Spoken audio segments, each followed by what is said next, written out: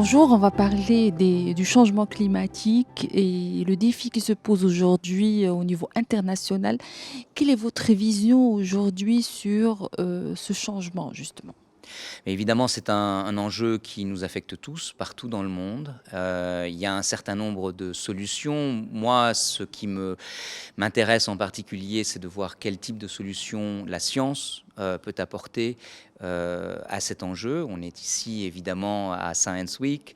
Et donc, je suis très curieux de voir quel type de solutions seront apportées par les personnes scientifiques, donc les scientifiques qui réfléchissent à ces enjeux.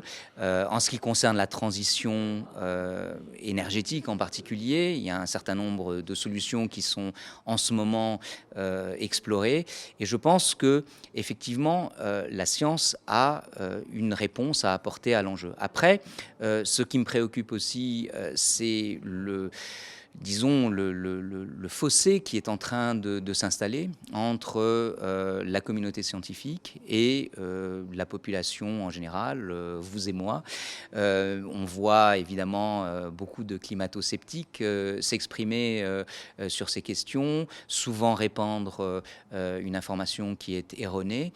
Et pour moi, l'un des enjeux, c'est la question de la communication scientifique. Je crois que les scientifiques ont besoin de communiquer et de communiquer d'une manière qui rencontre en fait les enjeux et les intérêts de nos concitoyens pour véritablement dépasser en fait cette barrière de confiance et restaurer en fait la confiance dans la communauté scientifique parce que il est essentiel qu'on travaille tous ensemble pour résoudre ces enjeux. Et tant que le fossé demeurera, eh bien, à mon avis, eh bien, les obstacles à trouver des solutions et à implémenter ces solutions se maintiendront.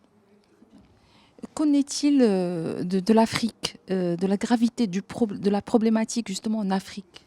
Bien, écoutez, vous soulevez un enjeu qui est important, très important à mon sens, et qui est celui de l'inégalité des effets et de l'impact du changement climatique dans différents pays du monde.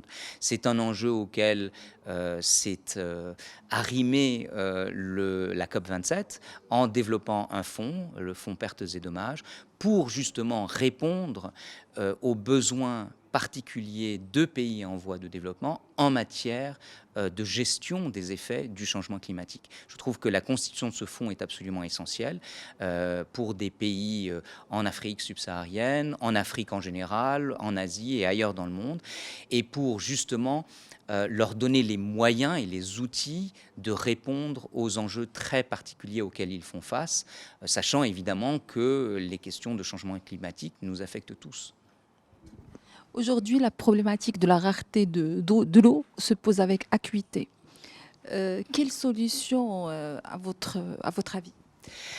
Alors, je ne peux pas me prononcer sur des solutions concrètes. Je peux dire, étant basé à l'Université Columbia à New York, qu'on a à New York, à l'Université Columbia, la Climate School, qui existe depuis 3 ans, et puis le Water Center, qui existe depuis de nombreuses années, et où on a un certain nombre de chercheurs qui travaillent justement à ces solutions au niveau de la recherche, mais aussi au niveau de l'enseignement, de la communication.